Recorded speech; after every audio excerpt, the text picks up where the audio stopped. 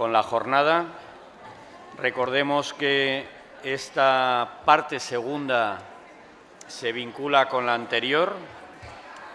El proyecto Buena Vejez, que es lo que se está planteando aquí, compartiendo, os comentábamos que tenía 3 patas. Una de ellas se ha visto anteriormente con Ana, como una propuesta metodológica vinculada a un modelo también central. Y ahora vienen las otras 2, que comparten que son fruto, como os decía al principio, de un mismo modelo cultural, de un mismo marco cultural.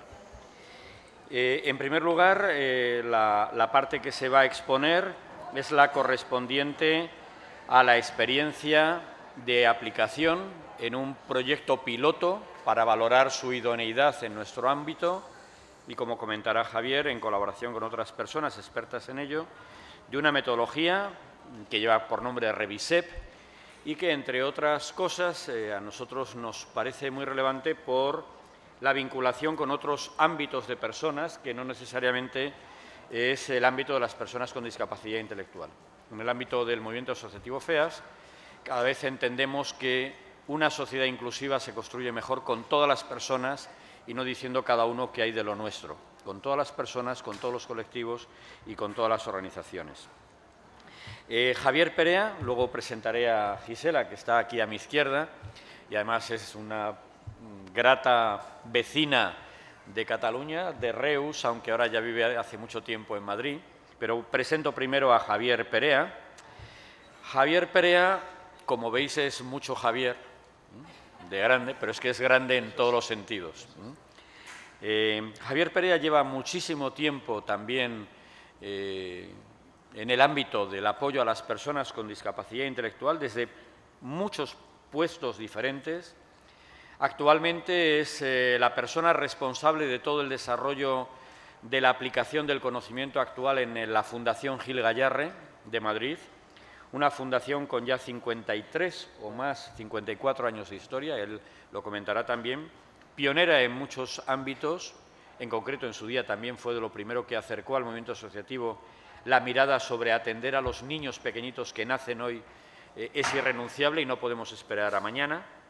La Fundación Gil Gayarre es, como todas las entidades, afortunadamente, del movimiento asociativo FEAS y en el ámbito de FEAS Madrid también, especialmente también vinculada y colaboradora y participante en todos estos ámbitos. Javier Perea, además, es el director de calidad de la Fundación Gil Gayarre, de calidad FEAS, están acreditados en calidad FEAS en despliegue, y es, como en el caso también de Ana Carratalantes, consultor en desarrollo organizacional y, por lo tanto, miembro de la red de consultoría FEAS, que es una red de personas expertas en desarrollo organizacional que se pone al servicio de las organizaciones que quieren desarrollar proyectos de fortalecimiento, de transformación, de cambio. Javier Perea va a presentar su experiencia, por lo tanto, en la Fundación Gil Gayarre con la aplicación de la metodología Revisep. Adelante, Javier. Bueno, pues buenos días a todos y a todas. Gracias, en primer lugar, al INCAT por dejarme compartir con todos vosotros una experiencia que, bajo nuestro punto de vista, impacta directamente en las personas y desde ahí se legitima toda esa herramienta. Gracias a Susana por el cuidado, el acompañamiento que nos ha hecho a lo largo de todos los previos al Congreso.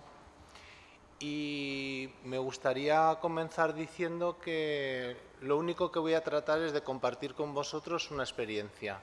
Por lo tanto, pues como toda experiencia que comienza tiene sus luces y sus sombras, yo voy a contar aquí la parte buena, la parte que nos ilusiona, que nos entusiasma, aquella parte que nos hace vivir, ¿no?, junto a las personas. Voy a contar primero voy a hacer una pequeña introducción de lo que es la Fundación Gil Gayarre para que os situéis, para establecer el marco en el que hemos hecho la experiencia.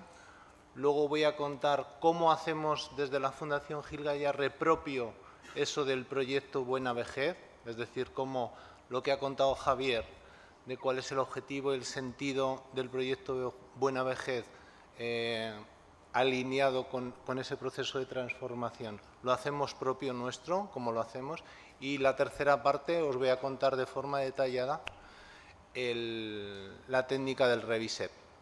Es una pena que le decía que es una pena que no lo haya podido hacer en primera persona, no haya podido participar en primera persona, de lo cual me arrepiento muchísimo, pero lo haré, si Dios quiere, lo haré en su momento, pasaré alguna entrevista porque es la manera quizá más interesante de poder vivirlo, ¿no?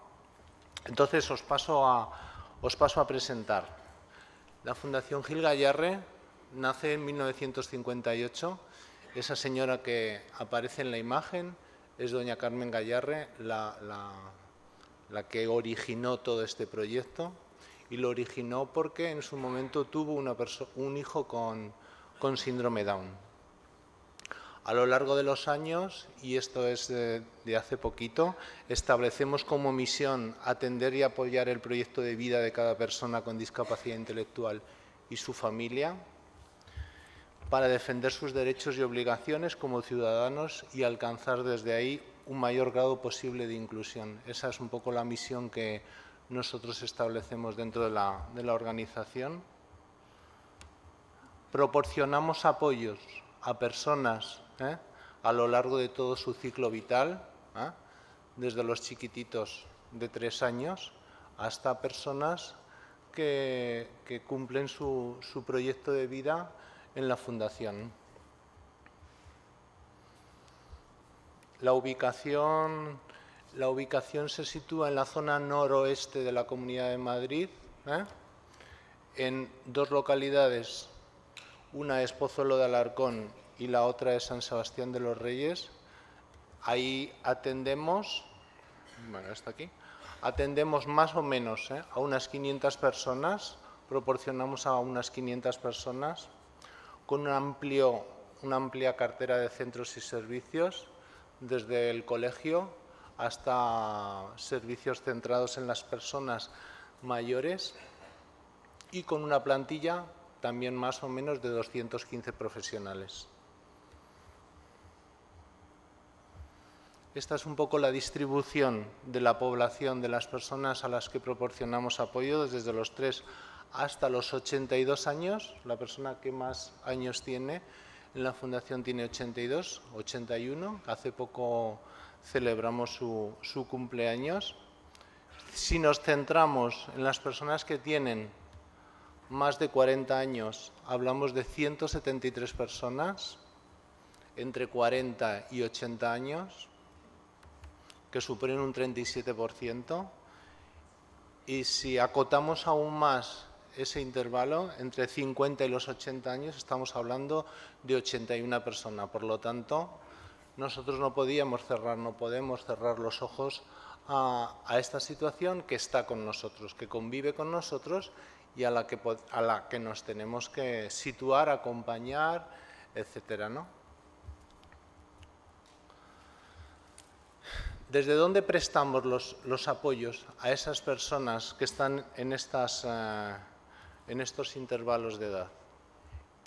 Desde los centros ocupacionales, desde un servicio, de una tipología de servicio que la Comunidad de Madrid estableció para personas mayores de 45 años, es decir, aquellas personas que estaban en los centros ocupacionales y que por distintas razones y motivos querían jubilarse, como dicen ellos.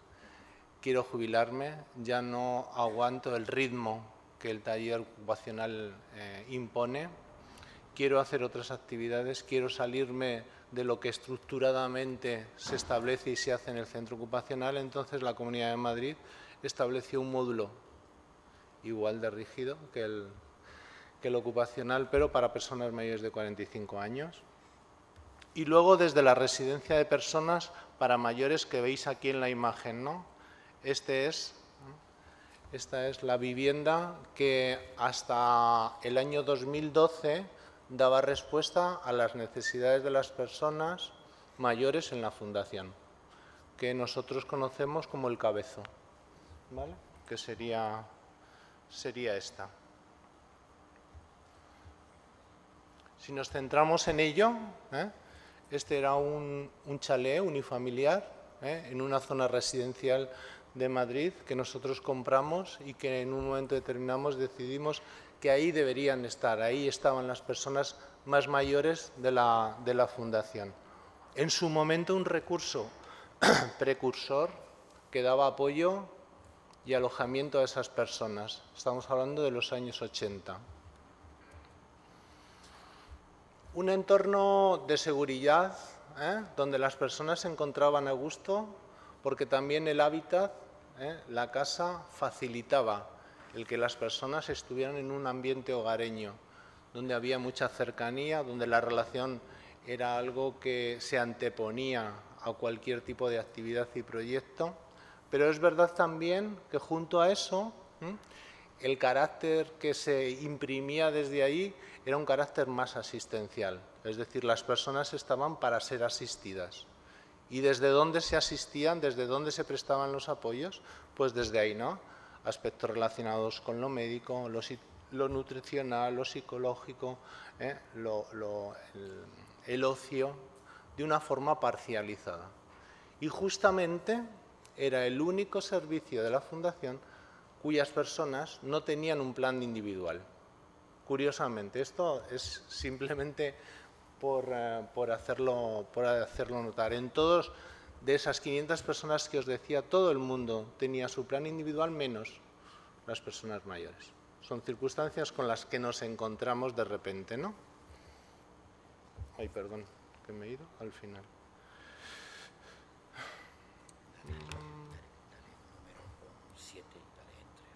¿7? Joder, qué nivel. Vale, perdonad. Aquí. Estos son los protagonistas, Sebastián, Elena. En la actualidad hay 23 personas, 17 de ellas viven en el recurso y 6 vienen por el día, ¿vale? Si hacemos un poco de historia, no hace falta irnos muy atrás, pero por situarnos, en el año 2011,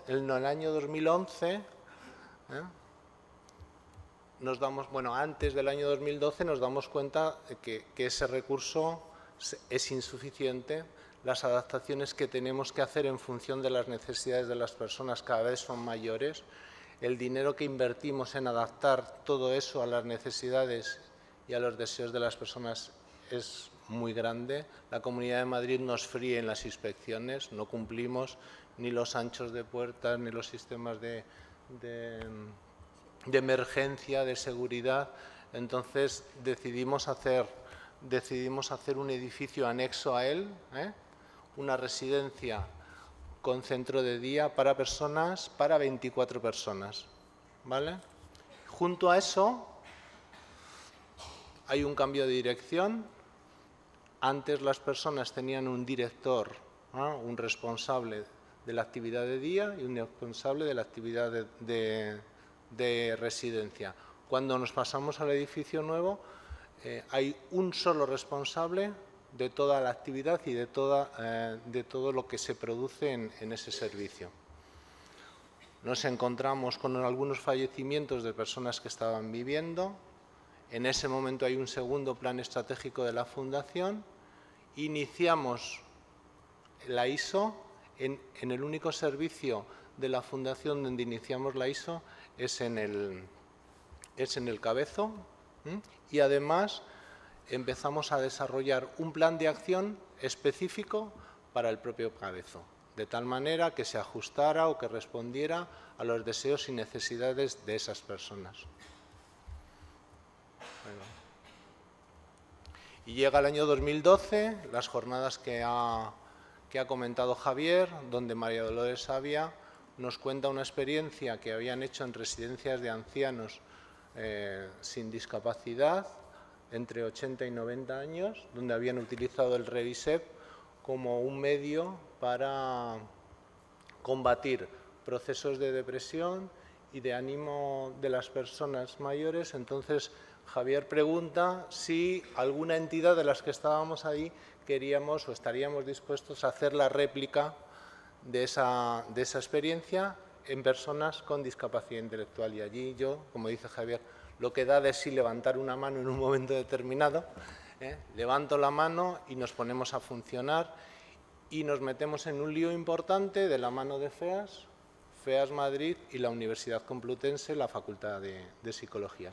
Esos son los orígenes del Revisep. Junto a eso, en el equipo de dirección de la Fundación Gil Gallarre establecemos como temas que nos preocupan especialmente, a los que tenemos que abordar de una manera específica. Y uno de ellos, establecemos como 3 ámbitos de trabajo: el entorno, la propia organización y las personas. Y dentro del bloque de personas aparece como algo que tenemos que abordar sí o sí el tema del envejecimiento. Es decir, que estaba todo alineado para que nos tomáramos aún más en serio el abordaje del envejecimiento. Y ahí el proyecto de Buena Vejez. Ese proyecto, como dice, tiene como objetivo desarrollar procesos de envejecimiento digno, activo y saludable. Tiene que ver con la transformación de los servicios y contempla la globalidad de las personas desde el presente, el pasado y el futuro. ¿Vale? Y ahora nos toca apropiárnoslo, es decir, de qué manera vamos a enfrentar ese proyecto de buena vejez en fundación. Entonces nos planteamos hacer un curso de formación para recibir conocimientos y saber en torno a estos aspectos: transformación de los servicios, psicología positiva, Revisep, PPA, que ha comentado Ana, el rol profesional y actitudes y competencias del profesional. Generamos un grupo transversal a la organización, a toda la fundación, que llamamos Serviola, que tiene fundamentalmente 4 ejes de trabajo: el tema de formación a personas con discapacidad, a familias y a profesionales con relación al proceso de envejecimiento; el tema de la prevención, y ahí estamos tratando de construir un cuadro de indicadores relacionados con la salud, aspectos que tienen que ver con la vivencia emocional, de cómo abordamos o cómo tratamos de que las personas incorporen en su vivencia ese proceso de envejecimiento, qué significa, qué se siente, ¿no? qué sensaciones uno experimenta cuando va envejeciendo. El tema de las intervenciones, y ahí meteríamos el Revisep, meteríamos la PPA como una apuesta decidida por centrarnos en cada una de las personas. Y el cuarto bloque sería la inclusión, es decir, cómo podemos hacer para que estas personas vivan o reciban apoyos en entornos normalizados, compartan apoyos con otros ciudadanos en recursos que la comunidad pone para cualquier ciudadano. Esas serían nuestras 4 grandes líneas que estamos viendo en el grupo Serviola. Junto a eso establecemos el plan de acción en el propio Cabezo, donde participan personas, familias y profesionales, y construimos cuáles son las líneas. Eso lo tenemos que meter en algún sitio, tenemos que colgar esas perchas en algún sitio, y entonces establecemos un plan y desde ahí líneas estratégicas y acciones. Y estamos incorporando en nuestras buenas prácticas esa maleta de herramientas que Gisela comentará ahora. Si hacemos alusión al pasado, nos centramos en Revisep. Si hacemos referencia al futuro, nos centramos en la PPA, en la planificación por adelantado. Y entonces ya paso a contaros en detalle lo que sería la Revisep como un medio para conseguir que las personas sean más felices. O sea, de una manera más resumida es cómo la Revisep ayuda a tener una visión de la persona desde lo positivo y también ayuda a la persona a estar más contenta, a ser más feliz, ¿vale? Y digo que pone ahí que es un momento bueno, es un momento en el que la tierra estaba como para sembrar, como que la actitud era positiva para poder incorporar una práctica que iba a suponer una complejidad, no una complicación, pero sí una complejidad, en una estructura pues que a veces cuesta cambiar, una estructura de 54 años que cuesta mover, cuesta incorporar otras nuevas prácticas y salirnos un poco de la rutina que a veces establecemos, ¿no? Bueno, el Revisep se centra en dos conceptos centrales, que serían la memoria autobiográfica y la revisión de vida. La memoria autobiográfica es la memoria de episodios específicos del pasado del individuo que aparece como una nueva vivencia de acciones, acontecimientos, hechos y situaciones que el sujeto recuerda y juega un papel central en la identidad de la persona, en la experiencia emocional y en los atributos que definen a la propia persona. Si nos vamos a la revisión de vida, sería un proceso mental caracterizado por una vuelta hacia el inconsciente para hacer conscientes experiencias pasadas desde lo positivo, aquellas experiencias que han generado o que pueden generar satisfacción en la propia persona. Y recuerdo del pasado puede producir emociones positivas aumentando el grado de satisfacción y bienestar de la propia persona. Esos serían los dos conceptos sobre los que se articula el Revisep.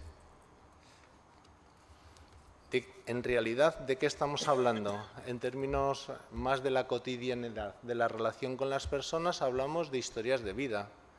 Historias de vida que tienen muchas luces, que tenemos que rescatar esas luces y tenemos que sentir que la persona tiene mucho que aportar, tiene mucho que decirnos, tiene mucho que sorprendernos, ¿no? Una de las cosas que más me gustan es nunca perder la capacidad de sorprenderte del otro. Y para sorprenderte del otro tienes que proponer espacios para que la persona haga, viva y cuente cosas importantes de su vida. Y eso es un poco lo que propone la Revisep. Más concreto, sería una técnica de revisión de vida estructurada que va guiando al sujeto en el recuerdo de su autobiografía a lo largo de todo su ciclo vital. Está centrada en recuerdo de sucesos positivos que ocurrieron en un momento concreto de su vida y el acceso a este tipo de sucesos permite revivir los sentimientos asociados a los recuerdos y desde ahí mejorar. ¿Cuál es el proceso que hemos seguido para la incorporación del Revisep como técnica y que nos ha marcado la propia universidad con una metodología muy estricta que hemos tenido que cumplir a rajatabla sin salirnos? Serían esos pasos. Primero, la formación de profesionales, la selección de la muestra de personas y la asignación de los entrevistadores y a los entrevistados, unas medidas pre-test antes de comenzar la experiencia, las entrevistas, la construcción de los relatos, una fiesta final donde se ponía en común todo lo que habíamos hecho, unas medidas post-test para ver en qué medida esa experiencia había incidido en las personas, los resultados y otros nuevos proyectos en los que estamos metidos. Lo voy a contar. La formación de los profesionales, lo que os he dicho antes, recibimos todos una formación en estas líneas de trabajo y adicional una sesión de entrenamiento sobre la técnica concreta una vez acabada la formación. Entonces, el de la universidad, Iván, la persona de la universidad, lo que hacía era, tuvimos una sesión del role-playing donde hacíamos entrenamiento sobre cómo pasar las entrevistas a las personas.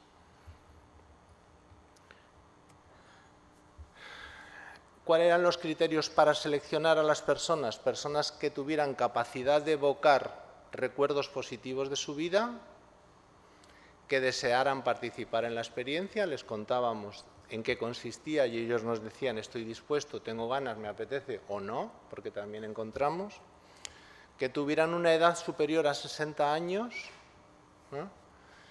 Y el criterio que establecimos para hacer los emparejamientos fue aleatorio, porque en un momento determinado pensamos que era mejor si conocíamos a la persona o era mejor no conocerla. Todo tenía sus pros y sus contras. Entonces, al final, decidimos un criterio aleatorio que tenía que ver pues, con la disponibilidad, con los horarios de trabajo, porque ese grupo de profesionales de fundación eran de todos los servicios. O sea, ahí había gente del propio Cabezo, pero gente del centro ocupacional, gente de San Sebastián de los Reyes, es decir, y los perfiles profesionales también eran, había psicólogos, había maestros de taller, había cuidadores, es decir, no había un perfil unificado en ese sentido. Se pasaron esas medidas pre-test, la escala de depresión geriátrica, la escala de satisfacción con la vida, escala de evaluar el estado de ánimo y la escala de calidad de vida de la GenCat. Y a los profesionales se les pasó la escala de eficacia profesional de cuestionario. Esto era metodológicamente, era un requisito que la universidad ponía para hacer el estudio. Paso a las entrevistas. Hicimos una adaptación de las entrevistas porque algunos ítems, algunos enunciados de preguntas eran un poco difíciles de entender bajo nuestro punto de vista. Se lo enseñamos a la universidad, nos dieron el ok y se pasaban 4 entrevistas consecutivas, una cada semana, relacionadas con la primera infancia, familia y hogar, la segunda adolescencia, tercera edad adulta y una cuarta resumen de vida. Eran entrevistas que duraban unos 60 minutos, la entrevista se hacía con una serie de preguntas que la persona tenía que ir respondiendo y se realizaba una quinta entrevista donde se le leía a la persona el relato que habíamos construido con la información que habíamos sacado. Algunos ejemplos de preguntas de la primera sesión. El primer recuerdo agradable que tengas de tu vida, ¿cuál era? Un momento especial con tus padres. Estamos hablando de infancia, familia y hogar, esa etapa de la vida en la que se le pedía a la persona que hablara de un momento especial de relación con sus padres, o un regalo que recibió y que le hizo especial ilusión, o un juguete que recuerda con mucho cariño. ¿Alguna pregunta relacionada con la adolescencia? Un día donde te sentiste especial por algo. El día de tu cumpleaños un día de tu cumpleaños en compañía de tu familia o tus amigos. Un momento especial que viviste con tus mejores amigos. Estos son ejemplos de la vida, de la etapa adulta, y ejemplos de resumen de vida. Describe el momento de mayor felicidad que recuerdes, qué momento especial te gustaría revivir de nuevo, cuál ha sido la mayor alegría que alguien te ha dado a lo largo de tu vida, el instante de mayor orgullo que recuerdas de tu propia vida. Ese sería el tipo de preguntas que se hacía. Os voy a poner un ejemplo para que veáis un trocito de entrevista, para que veáis. ¿Recuerdas algún momento en el que te sentiste muy querido por alguien cuando eras niño? Por mucha gente. ¿Ejemplo? Por mi padre, por mi madre, por mi tía, por mi tío, por mi sobrino. O sea, que cuando eras pequeño tú te sentías muy querido. Me decían, mira, el niño de la casa, yo estaba la ¿Eras el niño de la casa? Sí, ¿Quién te decía esto de que eras el niño de la casa? Pues sí, bueno, mi madre y mi padre. Y los besos, mi padre y mi madre. O sea, uno en cada sitio. Este es mi sitio y este es el tuyo. ¿El de tu madre y el de tu padre, quieres decir? ¿Cada uno te daba un beso? Cada vez que me veía mi padre, decía, joder, qué ganas tengo de pegar un revolcón. Sí. Cuando yo era pequeño, jugaba con mis juguetes, lo que pasa es que era muy gamberro, los dos, mi hermano y yo. Nos poníamos a jugar al fútbol y había abajo un dentista que no podía pasar consulta. No le dejabais pasar consulta al dentista. No, ni siquiera cojonante. El tétano, ¡bum! Que no puedo pagar consulta. Y ya, yo dando golpes. Que no puedo pagar consulta, que qué pasa. De pequeño, que he tenido, pues no sé si 1 o 2 escaletrics montados. Pero he tenido escaletrics a punta pala. Más de 1, 3 o 4 o 5. Te lo pasabas genial. Disfrutaba yo con los escaletrics, que no veas. Ya 2 por 3 se quemaba el transformador y seguía ahí pegándole cera. Es que es como si llegara a la misma casa y dijera, hay un escaletric montado debajo de la cama y tú, mira, levanta la colcha así y hace, coño, está el transformador ahí. Igual. Entonces mi hermano me dice, Carmen, vamos a mandarlos. Y entonces yo en la orilla, porque yo no sabía nada, y dije, mamá, me quedo aquí en la orilla. Entonces mis padres se fue, todos mis hermanos, y yo me quedé a la orilla, porque no sabía nada, y me senté en la gente y me venía una ola. ¿Y qué hizo la ola? Jame. ¿Se tiró para atrás? Tirame para atrás. ¿Y tú? Partida de la risa. Sola, ¿eh? Bueno. Y dije, mi mamá, ¿qué pasa? Y nada, mamá, estoy riendo sola. Y ya no jugaba con mis hermanos. ¿Sí? ¿Y a qué jugabais? De escolite. ¿Al escondite? ¡Ah, qué divertido! Con mis hermanos. ¿Y lo pasabais bien? Sí. Y después teníamos de jugar, cogíamos la cocina y salíamos a la calle. ¿A la calle a jugar? A jugar con mis hermanos. Yo, mamá, me voy con mis hermanos a la calle a jugar. Y mi mamá, vete a la calle a jugar. Hice primero con sopura. Y después con carne ustedes. A hacer a forma. Estos cartones, collares, pulseras, paletinas de la cabeza. ¿Qué más, qué más? Venía la gente mirándonos nosotros, cómo trabajábamos, me acuerdo. ¿Cómo te sentías? ¿Cómo te veías? Bien, bien. ¿O muy feliz? No, muy feliz. Cuando iba a ver a los abuelos al pueblo y todo eso, ¿En el pueblo? me gustaba mucho ir. ¿Te gustaba mucho en el Siempre pueblo? estaba allí, los abuelos los ayudaba allí a hacer cosas allí, también pintaba de vez en cuando, pintaba allí la casa y todo eso, y estaba gustísimo, nos sentíamos a gusto.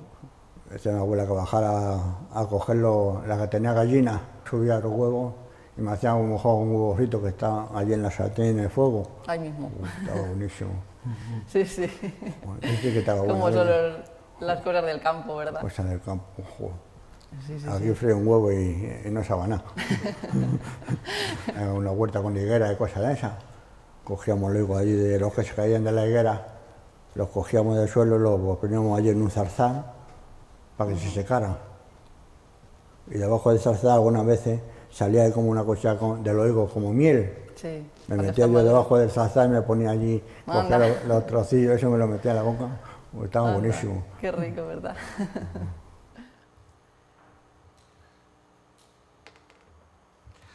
Bueno, pues ellos no participaron del estudio, fueron personas que se prestaron voluntarias a hacer ese entrenamiento del role-playing al que aludía antes, ¿no? Pero para que veáis el nivel de detalle al que bajaban, como la primera persona casi que levanta la colcha, en ese momento como revivía hasta el punto de levantar la colcha y ver el escaletri debajo de la cama, ¿no? A ver si es...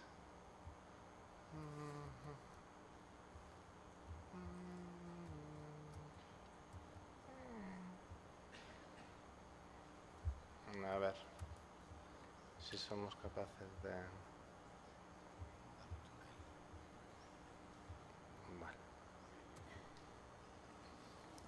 Una vez que se hacían las 4 entrevistas, el entrevistador construía los relatos. Se escuchaban, fueron grabadas todas, se escuchaban las grabaciones de las entrevistas se recogen los recuerdos más significativos, se redacta cronológicamente el relato desde la primera sesión, se utiliza en ese sentido una buena prosa, es decir, que hubo un empeño, además así lo requerían, para que se relatara con tacto y con delicadeza. Se ponía título al relato y se mantenía la quinta entrevista, donde el entrevistador leía el relato a la persona, ¿vale? Una vez que se hacía todo, porque además todos iban a la vez, es decir, las 10 experiencias se realizaron todas a la vez. La primera entrevista en una semana y en esa semana se hacían las 10 entrevistas. La semana siguiente las otras 10. Se elaboró un portfolio, que era una especie de cartulina, donde se resumía de una forma gráfica ese relato para que la gente lo tuviera, y cuando se celebró la fiesta donde se pusieron en común todos esos relatos, allí estaban, ¿no? ¿Veis? Este sería el portfolio de Aurora, que tituló La luz de la aurora. Agustín, José Luis, este era... no se ve bien. Estos eran los portfolios que colocamos en las paredes para que el día de la fiesta, donde acudieron los familiares y profesionales que habían participado en la experiencia, se hizo la lectura de los relatos y se pudo ver en las paredes esa especie de resumen. Os voy a poner un ejemplo de un relato para que veáis. A ver, este.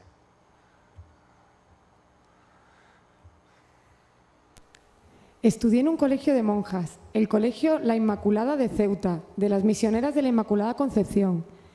Iba al colegio con mi hermana Mercedes y con mis primas Nuri y Cristina, aunque las niñas y los niños estábamos separados en edificios diferentes. Me lo pasaba muy bien en el patio del colegio, jugando a tirar los bolos y a las petancas y a meter canasta. Cuando llegaban las fiestas del colegio cada año, alrededor del 8 de diciembre, se organizaban competiciones deportivas de fútbol, baloncesto, voleibol, hockey. Después se entregaban medallas y una copa al mejor equipo. Yo en una ocasión gané una medalla de bronce y mis primas y mis amigos me decían: José Luis, eres genial. Qué orgulloso me sentía. Pero en el colegio no era todo juego y diversión. También estudiábamos y aprendíamos muchas cosas. Mi maestra se llamaba Elena Serrano y con ella aprendí a leer, a escribir y también a hacer cuentas. Sacaba buenas notas. En conducta 100, en dictado y copia 80, en aritmética 20. Al final de curso, a los que habíamos aprobado, nos impusieron una banda. Para mí ese fue un día muy especial, en el que me sentía muy feliz. Mis padres estaban muy emocionados de que yo hubiera sido capaz de aprobar todo, y yo también muy satisfecho cuando me colocaron mi banda de color amarillo con 2 rayas azules. Todo un honor. De pequeño me gustaba acompañar a mi padre a su trabajo, y es que mi padre no trabajaba en un lugar común, sino en un castillo encima de una montaña. Es otra de las joyas de Ceuta, el Monte Hacho, situado en la costa mediterránea, frente al Peñón de Gibraltar. Justo ahí arriba hay una fortaleza militar y en el interior se encuentra el cuartel del Ejército Español. Disfrutaba muchísimo yendo allí. Desde arriba de las murallas, viendo todo Ceuta, mi padre me decía: José, tú eres el rey y este es tu castillo. ¡Qué maravilla! ¡Qué grandiosidad!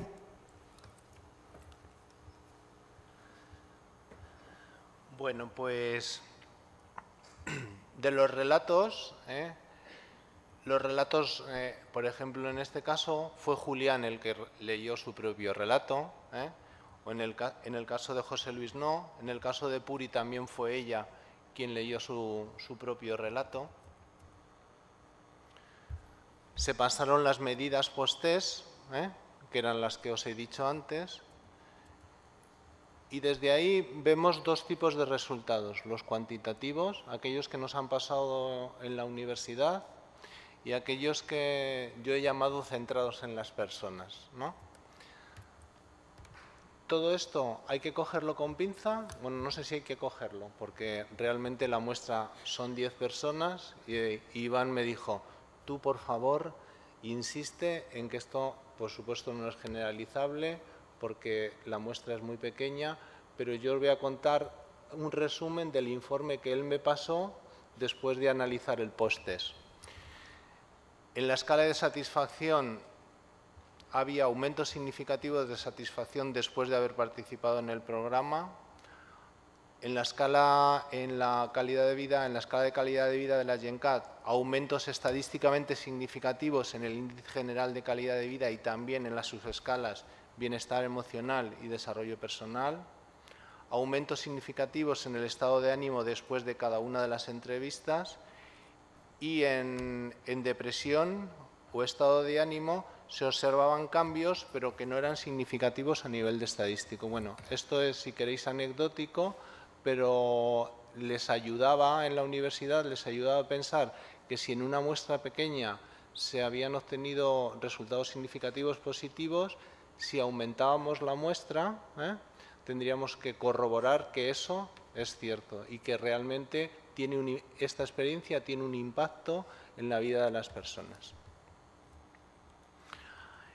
En los resultados que yo he llamado resultados centrados en las personas, podemos hablar de descubrimiento de aspectos de la vida de las personas por parte de los profesionales, es decir, que después de hay personas aquí que después de 40 años hemos descubierto cosas de sus vidas que hasta ese momento no habíamos encontrado. La vivencia de ser protagonistas fue algo que satisfizo muchísimo, ya acabó Javier, a las propias personas, de tener su minuto de gloria, no solamente cuando se leyó el relato, sino tener espacios donde los profesionales generaban para que pudieran contar cosas que eran bonitas de su vida, tener una visión positiva de la persona, sentir junto a un otro, donde los profesionales pudieron emocionarse a partir de esa lectura del relato, y cómo desde ahí cambió la mirada. Ellos lo dicen, los que han hecho, dice, hay un antes y un después de haber hecho esta experiencia, cómo la visión y la mirada que tengo del otro ha cambiado. Y luego, en las personas habéis visto las caras. Quiero decir que es un reflejo claro de lo que ha supuesto para ellos esta experiencia. ¿Por dónde vamos a continuar? Como ha dicho Javier, se va a replicar esta experiencia con 116 personas ya más en el ámbito nacional, y luego estamos ya embarcados en una experiencia para aquellas personas que no son capaces de evocar. ¿Qué pasa con las personas que no son capaces de evocar? Entonces vamos a hacer una revisep donde alguien que conozca mucho a esa persona, que en términos generales será su familiar, pueda hacer el relato, o sea, pueda revivir esas situaciones con la persona delante. Van a ser 2 entrevistas donde la persona va a estar delante y va a tener un poco la misma metodología. Nada más que no vamos a hacer la fiesta final ni vamos a compartir esos relatos. Esos relatos se quedarán para la propia familia. Y bueno, si queréis, terminamos con esa frase que me gusta. Dice que sin darnos cuenta, a lo largo de nuestra vida, escribimos un libro que solo empezamos a leer en nuestra vejez. Y nada más. Muchas gracias.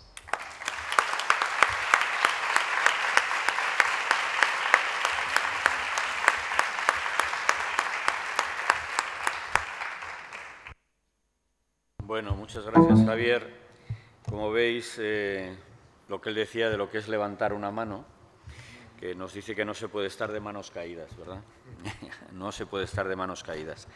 En el ámbito también nos importa mucho, en el ámbito del movimiento asociativo FEAS, recuperar, y así, bueno, hay algunas cuestiones, no voy a entrar en ello en detalle ahora, pero lo que es el concepto de práctica basada en la evidencia, que implica 3 grandes fuentes de conocimiento para que una práctica sea una buena práctica basada en evidencia, que es la evidencia científica, el ámbito de lo que la universidad nos puede orientar o no, pero se conjuga con el ámbito de la buena experiencia, es decir, el conocimiento acumulado de experiencia profesional, como son las experiencias demostradas por los profesionales que participan, y la fuente de conocimiento que proviene de las propias personas y de sus allegados, que también nos dicen que hay experiencias que merece la pena hacer y que tienen sentido para la persona. Las tres conjugan lo que es una buena práctica basada en la evidencia. Bueno, pues otra gran persona, no sé, gran en catalán significa muy mayor, ¿verdad? Bueno, pues otra gran persona, que es Gisela, que tampoco se puede estar con las manos caídas.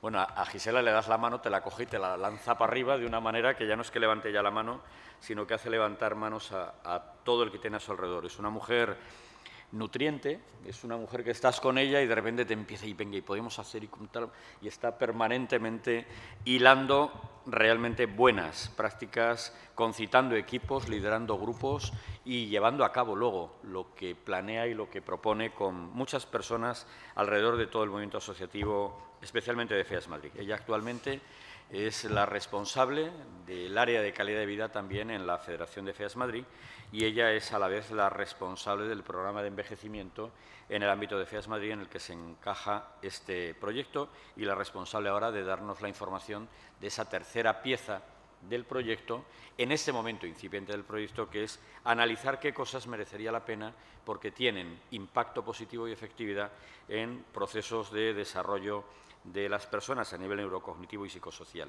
Ella a la vez ha hecho el máster de apoyos que tenemos en colaboración y organizamos en colaboración con la Universidad Autónoma de Madrid, que especialmente, además del ámbito de calidad de vida familiar y el rol profesional, tiene un gran núcleo de conocimiento y de desarrollo del actual conocimiento sobre los procesos neurocognitivos y psicosociales que también impactan directamente en su actividad en este proyecto. Y a la vez está haciendo así como confesión, está haciendo un proyecto precioso de fin de máster sobre historias admirables de personas y sobre qué hace que sean admirables para las demás personas, lo cual también coincide bastante, yo creo, que con este proyecto. Adelante. Bueno, nada, nunca me habían presentado así, con lo cual estoy un poco abrumada. Tenía que haber llamado a mi madre para que viniera a escucharlo porque seguro le hubiera encantado. O sea que la inversión en la universidad mereció la pena. Bueno, buen día. La verdad es que tengo que agradecer a Susana que me haya invitado a que venga hoy aquí, aunque al principio había dicho, bueno, la verdad es que no sé si agradecérselo porque hablar después de las personas que han hablado hoy aquí es un poco difícil. Pero sí se lo agradezco porque me ha permitido encontrarme con gente que aprecio desde hace muchos años, que además empezamos a trabajar precisamente, o las conocí vinculadas al proyecto Seneca, a Joana, a Marisol y, por supuesto, a mis compañeras que acabo de ver, es que no las había visto, estaba preguntando, ¿hay alguien del Baiscamp? Me decían, pues no lo sé, y acabo de ver a Begoña y a Monse, que también están ahí, que también participaron y estuvieron en ese proceso junto a otros compañeros que bueno, pues que ya algunos ya no están, o no estamos, pero que, bueno, que también fueron importantes en mis inicios en este ámbito, ¿no?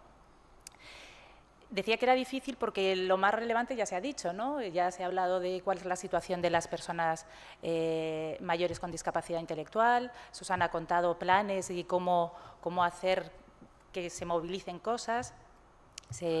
Javier ha hablado de la transformación de los servicios y se han planteado ya dos herramientas súper potentes, ¿no? En las que, como decía ahora también Javier, se fundamentan, ¿no?, un poco las bases de este proyecto Buena Vejez. Lo que yo puedo aportar aquí, yo no voy a profundizar en ninguna de las herramientas, aunque Susana al principio me lo había pedido, pero no sería capaz primero y luego yo creo que tampoco tendríamos tiempo. Yo lo que creo que puedo aportar es un poco ese empuje que hemos generado o que se ha generado en FEAPS Madrid en relación a este gran proceso transformador, ¿no? Sobre los antecedentes, yo creo que más o menos los hemos ido contando, esa conferencia que organiza FEAPS en el 2012, esa levantada de mano de Javier, donde dice yo quiero estar ahí y quiero apostar por eso y ver qué pasa, ¿no? Y en paralelo, que eso es lo que nos se ha dicho, ya había organizaciones en la Comunidad de Madrid al menos que nos estaban planteando desde la Federación tenéis que hacer algo al respecto porque estamos trabajando en los centros, porque nos estamos encontrando con situaciones que no sabemos muy bien si lo estamos haciendo bien o no y necesitamos un espacio donde hablar de ello, ¿no? Entonces, así a mediados del 2013, o sea que nuestra andadura, como veis, es pequeñita, o sea que llevamos muy poquito tiempo, por eso no os voy a poder profundizar en muchas cosas, pero sí contaros el proceso que creo que en el momento en el que estáis, o así me decía Susana, os puede quizás servir o ayudar a lo mejor os da alguna pista para iniciar algún nuevo camino. Yo ya he cogido vuestras ideas, que también me parecen que son muy interesantes. Pues la idea un poco cuando creamos el grupo era acompañar entre otras cosas, pero sí acompañar esa iniciativa que se iba a iniciar, que se iniciaba en la Fundación Gil Gallarre, con una idea fundamental, que era, si acompañamos ese proceso, aprenderemos juntos y luego será mucho más fácil que eso se difunda, ¿no? No esperar a que hubiera unos resultados, ¿no? Porque muchas veces lo que a nosotros nos parece es que tardamos mucho, ¿no? Es como lento y ahora lo aprendemos, pero es que no me lo sé muy bien, es que tengo que profundizar más, entonces estoy preparado, ¿no? Y entonces eso va despacio, muy despacio. Entonces yo creo que la gran clave, lo que ha generado como mucha ilusión y mucha motivación es que primero no te ves solo, que Javier también lo decía, ¿no? De viajar en grupo, y sentirte un poco arropado. Y luego, además, en ese sentido, nosotros nos hemos planteado el que sabemos que nos vamos a equivocar, pero que es mejor equivocarse que no hacer nada, ¿no? O sea, que eso es un poco la razón de ser, ¿no?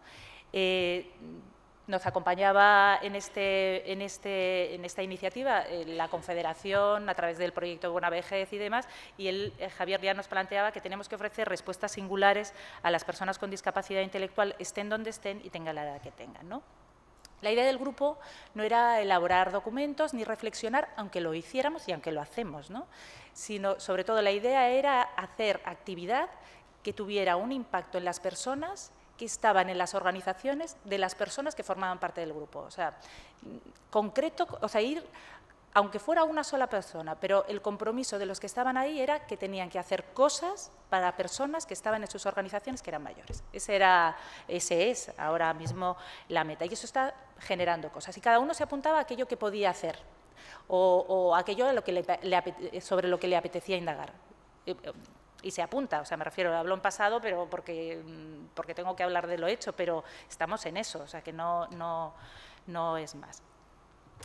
Sí que desde el principio nos planteamos un grupo de trabajo en acción. ¿Por qué? Porque en la federación entonces había como 35 grupos de trabajo, ahora ya rondamos los 40, y lo que vemos es que, o sea, yo llevo 15 años trabajando en FEAPS Madrid, y cuando yo empecé y entré en FEAPS Madrid porque había estado en la UDS de ahora DINCAT, entonces SAPS, y había 5 grupos de trabajo y ahora hay muchísimos más. Pues yo en esos 15 años solo he visto que se disuelva uno, porque es verdad que los espacios en los que te encuentras con otros pues hacen como que te motives y demás, ¿no? Entonces sí que nos preocupaba un poco que al final se quedara en un grupo, que hace un documento, qué tal. Entonces un poco el planteamiento desde el principio era un grupo que tenía una misión, que esa misión tenía que impactar en las personas y que cuando acabáramos esa misión nos disolvíamos, ¿no? Ese es un poco el planteamiento, a ver si lo conseguimos. Dentro de 15 años os lo comentaré si tengo ocasión.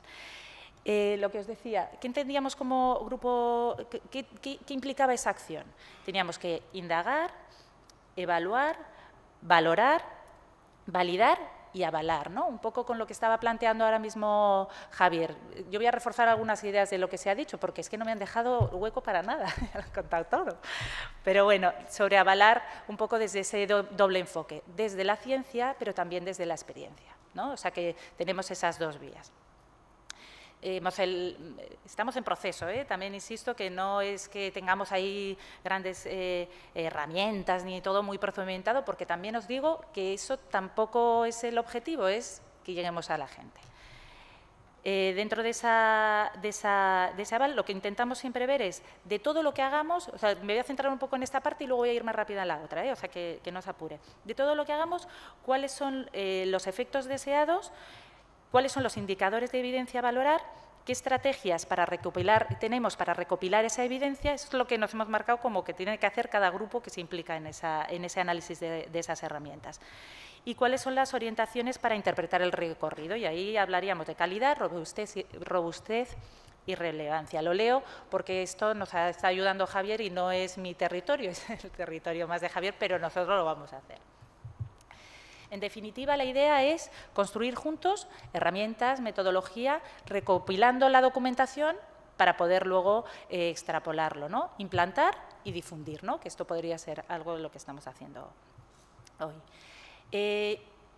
Nosotros invitamos a participar al principio, cuando se creó ese grupo en el 2013, a 7 entidades, que eran las que identificábamos que estaban trabajando con personas mayores.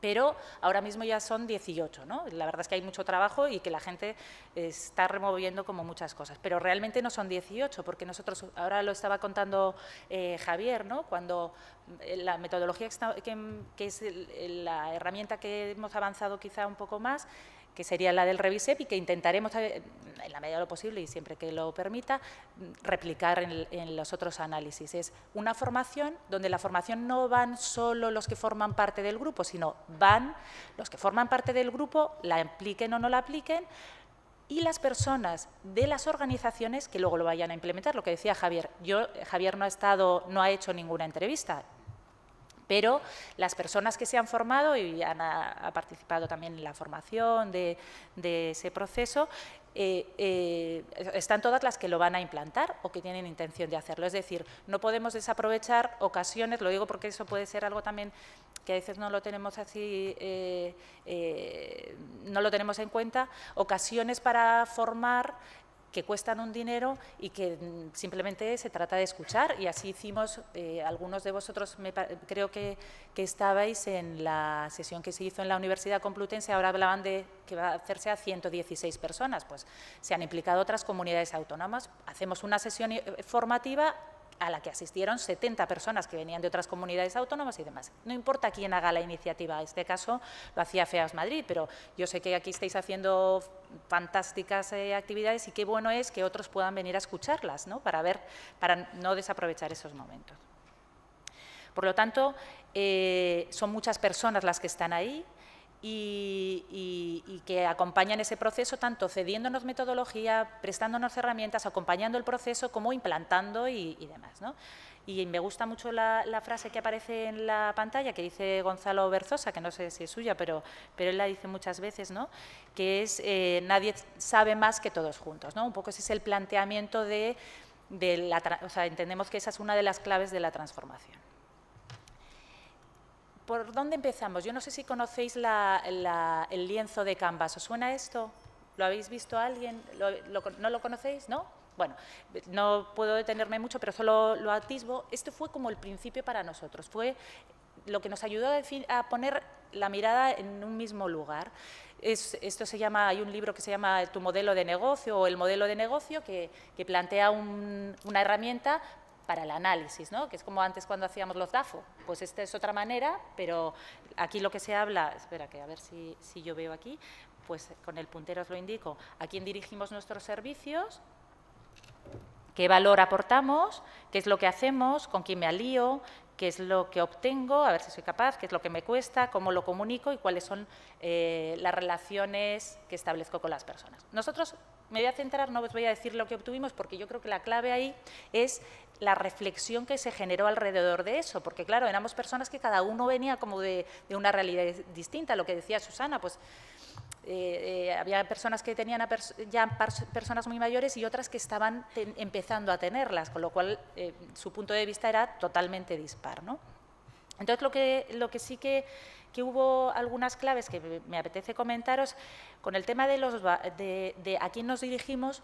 Una de las cosas que al principio pensábamos era los servicios de apoyo a personas mayores se deben dirigir a las personas mayores, y ahí nos dimos cuenta de que no, un poco lo que estaba contando también Ramón y que también ha salido varias veces, ¿no? Hay que empezar a trabajar mucho antes, no cuando la persona es mayor, o sea que los servicios que apoyen a estas personas tienen que empezar a trabajar antes y hacer actuaciones en ese sentido. Y también que no solo nos dirigimos a las personas, nos dirigimos a las familias, a las personas que son significativas para ellas y por lo tanto también al entorno, ¿no? Es muy importante saber a quién te diriges para poder desarrollar actividad que sea acorde con a quién te diriges. El modelo del lienzo ayuda mucho a eso, porque tienes que conectarlo todo el rato. Otro elemento clave para nosotros fue el tema de los valores. Tenemos que hacer aquello que pregonamos. Es decir, si nosotros decimos, que decimos muchísimas cosas y que luego yo creo que no se materializan en la práctica, decimos que somos flexibles, tenemos que ver qué es lo que hacemos para ser flexibles y concretarlo en acciones concretas. ¿Qué es lo que demuestra que yo estoy siendo flexible? Y decir, bueno, pues esto y esto, ¿no? Esto también nos ayudó un poco a ver, como algunas claves. Y en cuanto a lo que, en cuanto a lo que hacemos, ¿no? Había muchas cosas interesantes, pero yo creo que los servicios que apoyen a personas, no lo creo yo, lo que salió, deben estar conectados con la vida particular de cada una de las personas, que Ana lo ha expresado con máxima claridad, ¿no? Que incluye personalizar la actividad, recabar información, pero no solo para saber lo que la persona quiere, sino también para saber esos indicios que pueden estarse dando, que también apuntaba Ramón.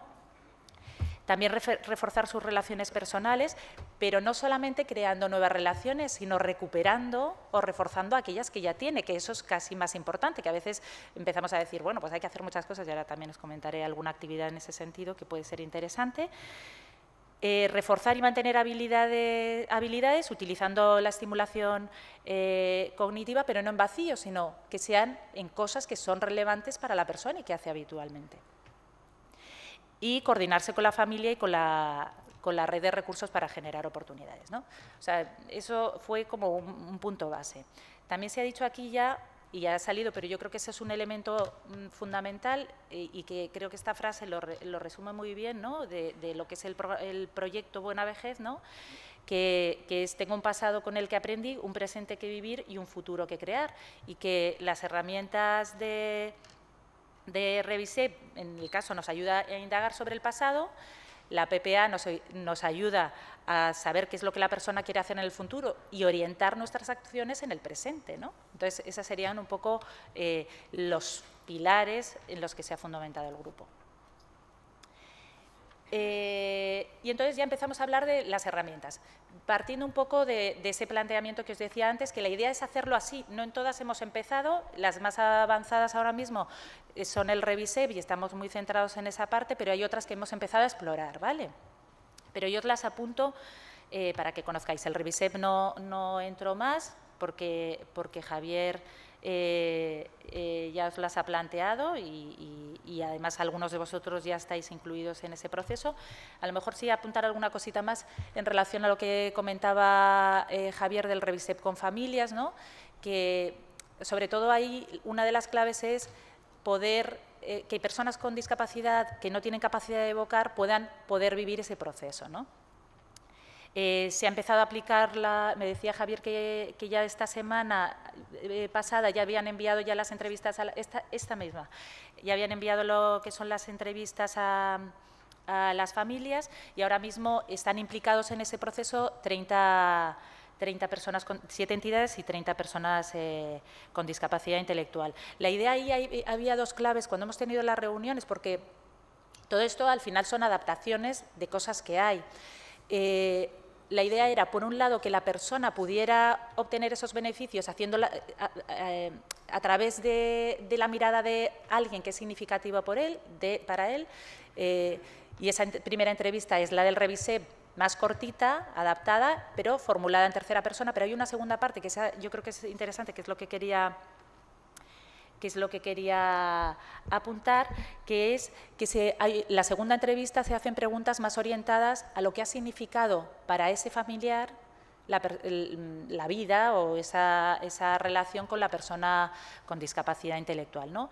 La idea es un poco que también el familiar se beneficie de eso y permite el que pueda haber varios familiares que participen de la propia entrevista, ¿no? Me contaba una compañera de Javier que porque no podemos esperar, en el envejecimiento no podemos esperar. Había 2 personas que iban a participar en el programa, pero que han fallecido en este tiempo, y estamos hablando de menos de un año. Y entonces los familiares decían, yo quiero poder hacer esto, ¿no? en esa clave de no solo nos orientamos a las personas, también nos orientamos a sus familias. Y yo creo que eso es algo que puede ser también interesante. En este caso, además, las personas no son tan mayores. O sea, igual que en el Revisep se está aplicando con personas mayores de 60, en el de con familias hemos acordado que se aplique con personas mayores de 45. Vale, paso a la siguiente, el Neuronap, que yo creo que vosotros, puede ser que algunos ya también lo conozcáis, porque me consta que Israel ha hecho algún comentario, no lo conocéis. Bueno, yo os lo cuento brevemente porque esta es una de las que nos estamos iniciando. Y nos estamos iniciando de la mano de alguien que lo conoce más, que está en otra comunidad autónoma, que es Natalia García de ARPS, en La Rioja, y que es que lo que promueve es el enriquecimiento cognitivo, como si dijéramos, el desarrollo de habilidades para mejorar funciones cognitivas. A mí nos la presentaron, o sea, os hablo del mes pasado, o sea que por eso os digo que hay en algunas que yo no sería capaz de profundizar, pero lo que nos gustó de esa primera exposición que nos hicieron era, primero, que aglutinaba, clasificaba y ordenaba un montón de herramientas que habitualmente se utilizan, y sobre todo el que era muy flexible y que lo podías adaptar a la realidad de cada una de las personas a las que lo fueras a aplicar. Es decir, una misma herramienta tenía como diferentes niveles de ejecución y encima te permitía adaptarlo a aquello que es significativo para él. Es decir, si tú tienes que hacer una labor de reconocimiento de cosas, te permite poner, pongo un ejemplo tonto, pero te permite poner las cosas que pueden ser significativas para la persona, por lo que sea, porque forman parte de su realidad cotidiana, y luego ir incrementando en dificultad, ¿no? Por ejemplo, ¿no? Clasifica las herramientas en funciones cognitivas como la orientación, la atención, la memoria, el lenguaje, funciones ejecutivas, gnosis y praxias. Y luego, otra parte que nos gustó mucho fue el tema de las habilidades básicas de la vida diaria. ¿Qué tal voy? ¿Bien? ¿Sí? Vale. Que 5 minutos, pues entonces más rápida. Bueno, que aquí, por ejemplo, yo ponía el elemento del cajero, porque lo que te permitía era, en realidad a mí la que me gustó fue la de la cocina, que era enseñar a una persona a poner el microondas. Entonces, podías poner la foto del microondas de la persona y secuenciar de la manera que tú quieres como las partes del proceso de hacer el microondas o el sacar dinero de un cajero. Ahí está muy bien, y sobre todo lo que creo es que hay muy buena predisposición para mejorar las cosas. La idea es, Natalia han presentado un proyecto europeo y están viendo a ver si lo financian. No sería capaz de explicarlo muy bien, pero ver cuáles de esas herramientas tienen una mejor o tienen más sentido para personas mayores con discapacidad. Pero estamos ahí pendientes. Nosotros, si sale, nos sumaremos a la iniciativa de Natalia, proporcionaremos muestras y os invito a que vosotros también lo podáis hacer. Por eso el contarlo un poco también hoy aquí, ¿vale? Planificación personal por adelantado. No entro en lo que ha contado Ana, porque sería imposible mejorarlo y aportar algo nuevo, pero sí algo que ella ha apuntado y que me parece que a nosotros está teniendo también cierta importancia. Coincidiendo cuando Ana nos contó esta herramienta, bueno, un miembro del grupo comentaba que a la madre de una persona con discapacidad de su centro le habían diagnosticado una enfermedad como que tenía un mal pronóstico. Entonces, la madre lo que manifestaba es como toda esa parte de qué es lo que va a pasar, el futuro, empezaron a tramitar temas de tutela, toda esa... Y utilizando algunas, no todo, pero algunas de las cuestiones que plantea la herramienta, está ayudando a colocar muy bien, primero, sobre todo porque tiene un beneficio directo sobre la madre para colocarse en relación al futuro, y porque también está generando cambios en las relaciones que se están empezando a establecer con la persona, como es el hecho de que hay que activar todas las relaciones personales que hay alrededor porque es ya, ¿no? Entonces, me refiero que no sé si aquí habrá ciencia, pero sí que seguramente habrá como una buena experiencia de cómo eso está generando unos movimientos que impactan directamente en la persona. Coincidiendo, me salía al hilo de esto, estábamos nosotros en las prácticas que comentaba Javier del máster que estoy haciendo, una de ellas la hicimos en la fundación tuya, que es una fundación tutelar. Entonces, cuando nos presentaron la fundación, una de las cosas que nos comentaban y salía esta cuestión que os acabo de contar con la PPA al familiar, es que cuando llegan a la fundación, normalmente ya es el último recurso, la familia ya no se puede hacer cargo y la red natural no existe, ¿no? Y entonces la pregunta, lo que nos hacíamos es, ¿qué es lo que tendría que pasar para que no se llegara así, la tutela fuera, ya fuera la única, para que no fuera la tutela la única opción? Y entonces dijimos, bueno, pues vamos a preguntar a las familias y a las personas qué es lo que opinan en relación al futuro. La verdad es que ha sido espectacular, o sea, el aprendizaje que ha supuesto en mi caso y también para las compañeras que estábamos allí, estar presente en esas conversaciones fue brutal. La primera conclusión, se habla poco de futuro porque nos da miedo, lo ha contado Ana perfectamente. Muchas familias decían que como cuentan con que ellas se van a morir antes, pues ya ni siquiera se plantean el hablar de ello, ¿no? Entre otras cosas, los encargados que cuidan viven un auténtico duelo cuando piensan en la separación y la pérdida. Esta que me parece clave es, cuando se piensa en futuro, se piensa en centro. Las familias, cuando piensan en el futuro, piensan en un centro para sus hijos, no piensan en red ni en otro tipo de cosas, sino en qué centro estará, ¿no? Con lo cual no activan las redes de apoyo naturales que puedan tener para garantizar que la persona esté bien acompañada. Se suele hablar del futuro ya en situaciones muy extremas. Los hermanos acaban haciendo lo que creen que los padres hubieran hecho, ni siquiera lo que los... Bueno, esto tiene muchas inferencias, pero bueno, era interesante. Y en la conversación no se cuenta con las personas con discapacidad. Bueno, aquí están algunas de las cuestiones que decían, pero para mí esta era una de las claves. La clave es, que lo decía una Lourdes, de una mamá de una persona con discapacidad, que decía, yo lo que quiero en el futuro de mi hija es que alguien la quiera, porque eso garantiza todo lo demás, ¿no? Entonces, bueno, me parecía interesante comentaros. Bueno, y disfrutar del proceso. También estamos colaborando, que no sé si la conocéis, la Escuela de Bienestar, que está promoviendo Gonzalo Berzosa, de la mano financiada por la Fundación Mafre, y que están desarrollando materiales para el trabajo con las familias. Y parte del grupo está colaborando en los contenidos que tengan que ver con el proceso de envejecimiento. El Speed Stacks, que Javier se enfada conmigo porque dice, bueno, hay que tener cuidado, pero yo lo quiero comentar porque en ese proceso de indagación están saliendo como muchas cosas, que hay personas que hacen en las organizaciones que los demás no conocemos. Esto es una técnica que consiste, es un deporte, que consiste en apilar y desapilar vasos, que apilas, al principio apilas tres, no me puedo meter ahora en internet, pero si queréis lo podéis ver, ponéis Speed Stacks y veis un poco cómo, y la importancia es la velocidad.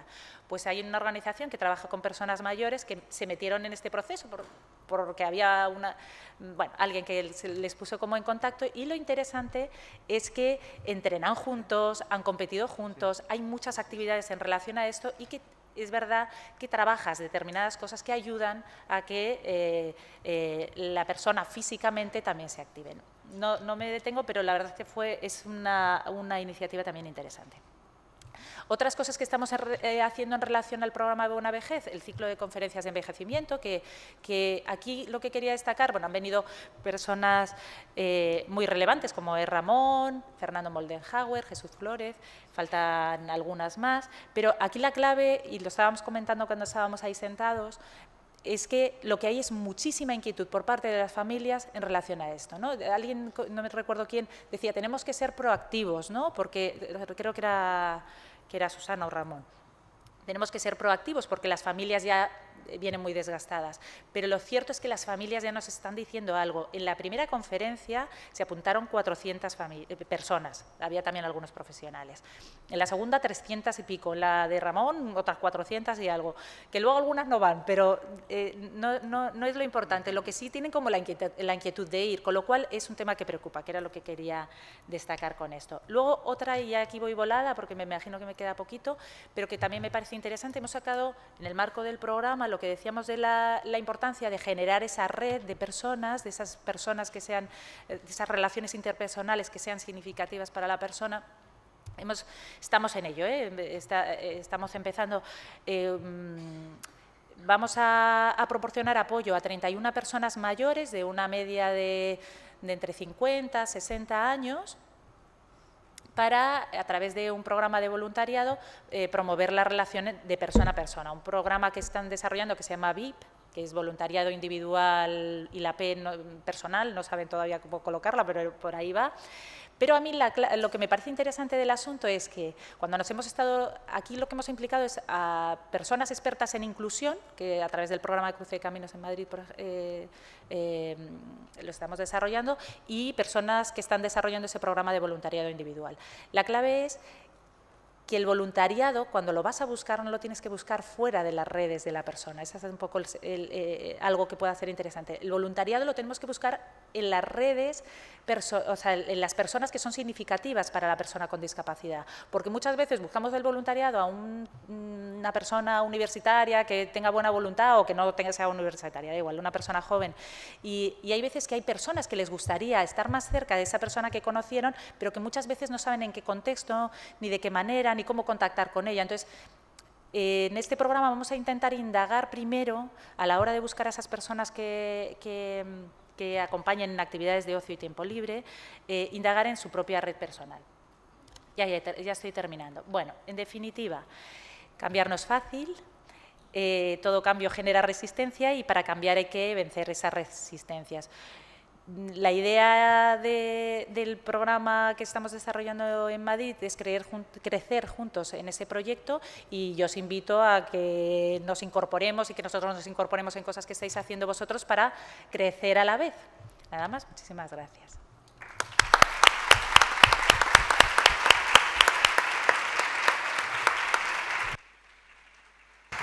Bueno, gracias, Gisela. Mientras sube Ana aquí para el turno de preguntas, decirle que ella me dijo que 20 minutos y por lo tanto yo la avisé con 20 minutos. Sí, ¿no?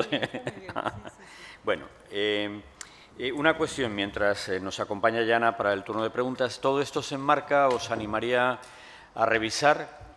Si no está ya en castellano, debe estar a punto de estarlo. Ahora, por lo menos, acaba de salir esta semana en inglés el informe global de Inclusión Internacional, FEAS a nivel mundial, por entendernos, que han hecho el informe global sobre el derecho a decidir, que se titula Independiente pero no solo, y que hace referencia a todo el marco del artículo 12 de la Convención de Derechos de las Personas con Discapacidad, que refleja el que, con apoyo, toda persona con discapacidad intelectual es capaz de tomar decisiones y tener control sobre sus vidas.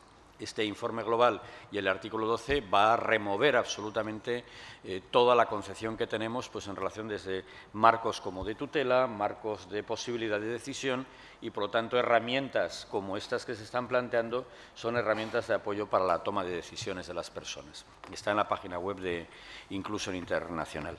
Bien, pues a vuestra disposición entonces en la mesa para preguntas que queráis hacer.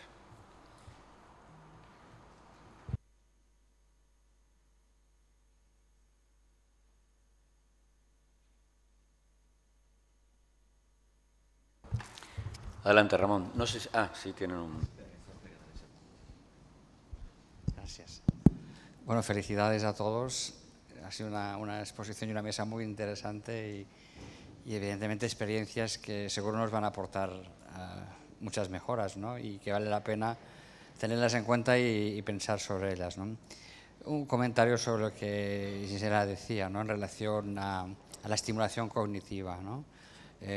Que parece ser que, en fin, que la aparición de ideas o instrumentos o de herramientas más que instrumentos para la estimulación cognitiva es algo como que debe ser aplicado ya y de una forma, digamos, sin meditar bien cómo se hace en personas con discapacidad, ¿no? Neuronap es una herramienta interesante, como todas ellas provienen del ámbito del Alzheimer, básicamente, ¿no? y del daño cerebral adquirido. Hay poca experiencia en su uso en discapacidad intelectual y la iniciativa me parece excelente, pero como Neuronap hay otros instrumentos como son Gradior, Harmony, FSKids y actualmente aquí en Cataluña se está desarrollando un instrumento ya muy avanzado entre Ampans y la gente de Goodman, ¿no? Que es el Previrnec, que es un instrumento también de estimulación cognitiva, pero lo interesante de eso es que hay que tener en cuenta que cuando vayamos a utilizar ese tipo de herramientas de estimulación cognitiva tiene que ser siempre basado en una evaluación previa de las funciones cognitivas que están o no alteradas, porque no hacerlo así puede conducir a que estemos mal utilizando una herramienta que tiene un potencial enorme, pero que a lo mejor estamos yendo por caminos que no son los adecuados. Siempre evaluación previa de la función cognitiva para desarrollar estrategias de tipo rehabilitador, si fuese el caso de una pérdida, o habilitador, si es el caso de un déficit, ¿no? Y eso lo traslado un poco también a algo que ya hemos hablado con Javier sobre el tema del revisep, ¿no? Es decir, de la misma forma que la reminiscencia la reminiscencia o el revisep, que sería algo similar, aunque con diferencias, puede ser aplicado a las personas mayores con discapacidad intelectual, hay que tener en cuenta, por lo que he visto ahora, me parece excelente y los resultados son buenos en términos de mejora emocional.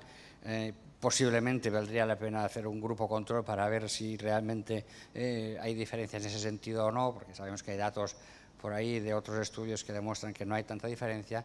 Me parece interesantísimo, sobre todo, el impacto de ese tipo de trabajo sobre las actitudes de los profesionales. Eso es básico.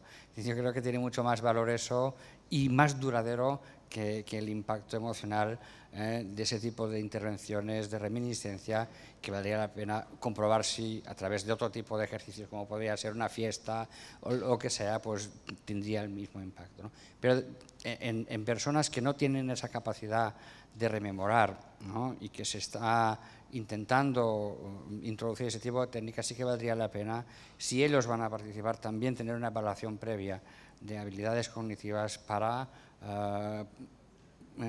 poder realmente tener la certeza de que lo que vamos a hacer lo vamos a hacer sobre un terreno, digamos, sobre un mecanismo neurofisiológico que está preparado para ello, ¿no? Pero en definitiva, todas estas iniciativas son muy buenas y deberíamos estar todos contentos de que avancemos también en la línea de la neurocognición, ¿no? Y de la neuropsicología aplicada a la discapacidad intelectual, y en el campo del envejecimiento pues muchísimo más. Felicidades. Gracias, Ramón.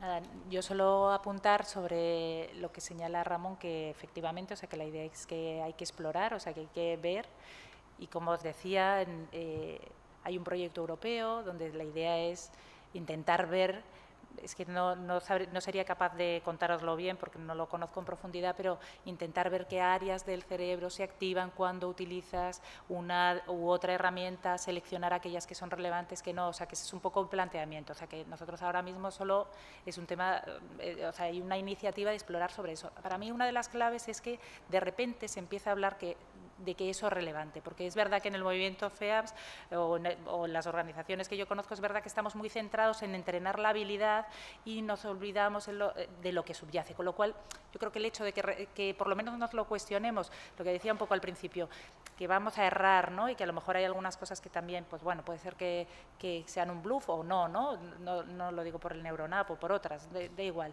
pero el hecho de que empecemos a indagar sobre eso, yo creo que es un poco sobre otras cosas, es lo que creo que es interesante, o sea, pero que lo comparto, comparto contigo y que me sumo a lo que nos señalas.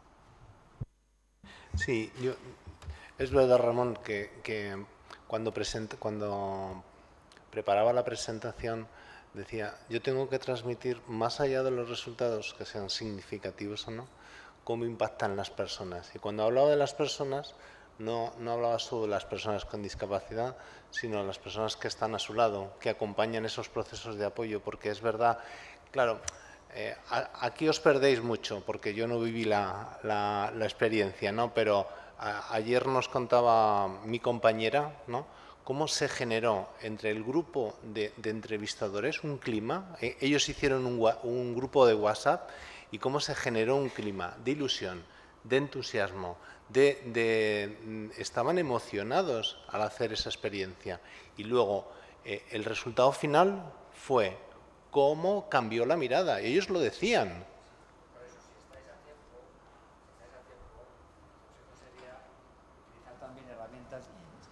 Herramientas de medida de cambio actitudinal, ¿no? Es decir, en los profesionales, claro. Valorar, evaluar qué actitudes tienen hacia esas personas, aquellos profesionales que lo van a llevar a cabo y qué actitudes tienen post, ¿no? Porque eso es muy interesante. Yo creo que el impacto de este tipo de técnica va a ser superior en las actitudes y en el cambio profesional que no en el bienestar emocional de la persona. Igual una sesión de risoterapia le funcionaría igual, ¿eh? Es posible. Pero en las personas con discapacidad, no sé cómo se mediría eso, pero también es verdad que el tener espacios exclusivos, no, evidentemente, claro, y luego seguir el proceso y poder compartir con los demás en aquello que a mí me ilusiona, que a mí me hace feliz. Sin duda. Es que era... Sin duda. He de deciros que María Dolores sabía. La catedrática que guió todo ese proceso, desde el principio no creyó que esto fuera posible. Y solamente cuando asistió a esa fiesta final, dijo, os tengo que confesar que no pensé que los resultados que veía en las caras. Todos los que estamos con personas con discapacidad sabríamos que eso era así. Claro, por supuesto, claro, está clarísimo.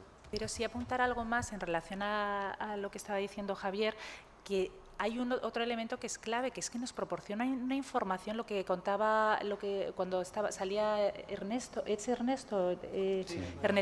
cuando salía Ernesto con Mireia, yo recuerdo hablar con Mireia, cuando la persona que hablaba del Scalestric, ¿no? Ella me decía, llevo toda mi vida profesional con Ernesto, toda mi vida, y es que no le conocía, o sea, no conocía esa parte del pasado, porque cuando empieza mi relación conmigo, aunque llevamos mucho tiempo juntos, claro, son 10 años, pero es que su historia es mucho más larga que 10 años, ¿no? Entonces yo creo que esa es otro elemento clave en esto que hablábamos de cuál es el modelo de atención a personas, hay una parte que es importante, y esto lo que nos ayuda también es a indagar sobre cuál es la historia de las personas, que afecta a qué relaciones personales puedo activar, qué lugares puedo visitar con ella, qué cosas pueden ser relevantes en su vida, ¿no? O sea, yo creo que hay como una parte importante que es verdad que a lo mejor está en la parte de evaluación, ¿no? De los pres, los post y demás, ¿no? Pero la transformación también pasa porque nos proporciona información, ¿no?